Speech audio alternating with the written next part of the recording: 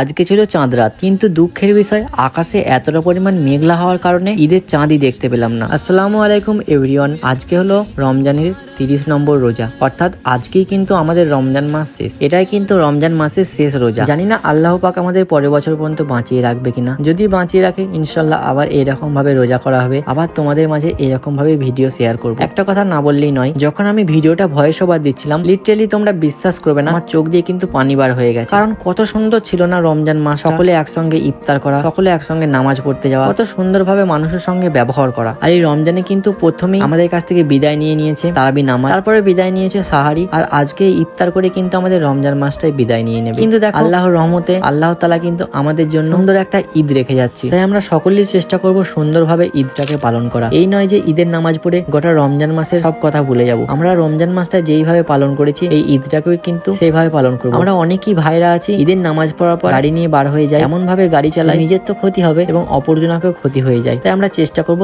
এইভাবে যেন গাড়ি না চালাই। যাই হোক, অনেক কথাই বলে ফেললাম। এবার চলো তাহলে আমাদের ঈদগাহটাকে তোমাদের একটু শেয়ার করি। এই যে এখন যে জায়গাটা দেখতে পাচ্ছ, এটাই কিন্তু আমাদের নামাজ পড়ার ঈদগাহ। আসলে আমাদের গ্রামটা তো অনেকটাই ছোট, সেই কারণে আমাদের ঈদগাহ ছিল না। আমরা জিওলগড়িয়ার ঈদগাহে নামাজ পড়তে যেতাম। আল্লাহ পাক আমাদের এই বছরে একটা ঈদগাহ জায়গা কেনার তৌফিক দান করেছে। সেই কারণে দেখো এই যে জায়গাটা দেখতে পাচ্ছ, এই জায়গাটা কিন্তু আমরা মসজিদ থেকে এই বছরে কিনেছি। তাই মাটি ভরাট করে এখন একটু এই বছরটা মতো নামাজ পড়ার মতো জায়গা করেছি আল্লাহ পাকের রহমতে। এবং তোমরা যদি দোয়া করো ইনশাল্লাহ পরের বছর হয়তো এই জায়গাটাকে ঘিরতে পারো। দেখা যাক কতদূর কি করা যেতে পারে। আমাদের গ্রামের সকল ছেলে মেলে কিন্তু দেখো এখন এই জায়গাটাকে সুন্দরভাবে সাজানো হচ্ছে। এই যে একটা ছোট্ট পাড়া গম্বুজের মতো করা হয়েছে, আসলে সেই রকম ভাবে তো হয়নি, এই বছরই জায়গাটা কিনে ভরাট করা হয়েছে। সেই কারণে যতটা পারি চেষ্টা করেছি আমরা এই জায়গাটাকে সুন্দর করে তোলা। তোমরা সকলেই দোয়া করো যেন আর বছরের মধ্যে এই জায়গাটাকে সুন্দরভাবে আমরা ঘিরতে পারি বা একটা সুন্দরভাবে ঈদগাহ তৈরি করতে পারি। অনেকটাই বেশি বকে ফেললাম, কেউ কিছু মনে করো না। আর সকলকে আমার তরফ থেকে ঈদ মোবারক। আর দাওয়াত রইলো আমাদের বাড়ি, তোমরা কিন্তু ঈদের দিন আমাদের বাড়ি চলে এসো। ঈদের দিন বিকালে তো নাদনঘাট ব্রিজে সবার সঙ্গে দেখা হবে। তো যারা যারা নাদনঘাট ব্রিজে আসবে ইনশাল্লাহ তাদের সঙ্গে বিকালে দেখা হবে। কে কে নাদনঘাট ব্রিজে আসবে ঈদের দিন পারলে কিন্তু একটু কমেন্টে জানিয়ে যেতে পারো। ওকে,